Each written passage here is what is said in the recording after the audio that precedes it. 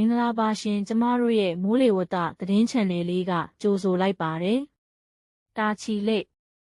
နောက်48နာရီအတွင်းမိုးရွာနိုင်ပါတယ်။လေမိုးလျက်စီးမိုးချိန်မိုးကြိုးပစ်ခြင်းသတိပြုကြပါ။ရှမ်းပြည်နယ်အရှေ့ပိုင်း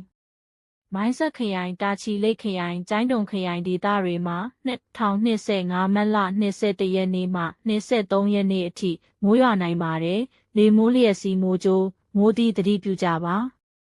အပူလျှော့မိုး2025မတ်လ23ရက်နေ့တွင်ပြင်ဦးလွင်ခရိုင်မန္တလေးခရိုင်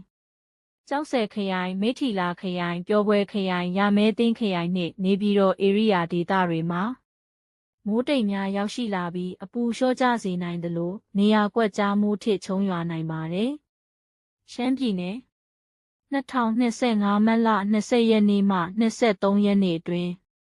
ရှမ်းပြည်နယ်ဒေသကြီးတစ်ခုလုံးမှာမိုးတွေရွာနိုင်ပါတယ်။2025ခုနှစ်မတ်လ21ရက်နေ့လယ်12နာရီမှာမကွေးတိုင်းရခိုင်ပြည်နယ်ချင်းပြည်နယ်စကိုင်းတိုင်းမန္တလေးတိုင်းနေပြည်တော်ကယားပြည်နယ်ရှမ်းပြည်နယ်ပဲခူးတိုင်းအရှေ့အနောက်မွန်ပြည်နယ်ကရင်ပြည်နယ်တို့တွင်ပေ9900နှင့်18000ကြား၌တိမ်အထင်ဖြစ်ထွန်းနိုင်မည်ဖြစ်၍အပူချိန်များအထိုက်အလျှောက်ကျဆင်းလာနိုင်ပါမည်။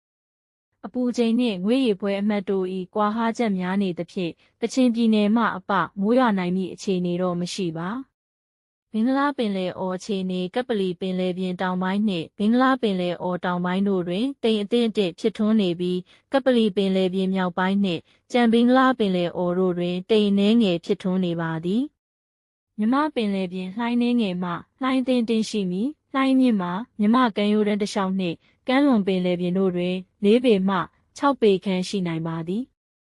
2025မတ်လ19ရက်နေ့မှ21ရက်နေ့တွင်ရန်ကုန်တိုင်းအေရဝတီတိုင်းပဲခူးတိုင်းတောင်ပိုင်းဒေသတွေမှာနေရာကွက်ကြားမိုးထစ်ချုံရွာနိုင်ပါတယ်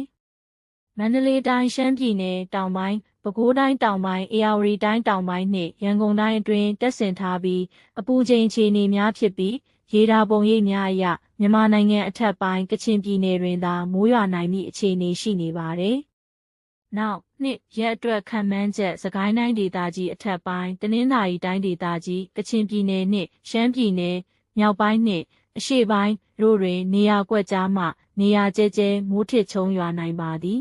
။နေပြည်တော်နှင့်အနီးတစ်ဝိုက်အတွက်မနက်ဖြန်မွန်းတဲချိန်အထိခံမှန်းချက်အများအားဖြင့်သာယာမည်။ရန်ကုန်မြို့နှင့်အနီးတစ်ဝိုက်အတွက်မနက်ဖြန်မွန်းတဲချိန်အထိခံမှန်းချက်အများအားဖြင့်သာယာမည်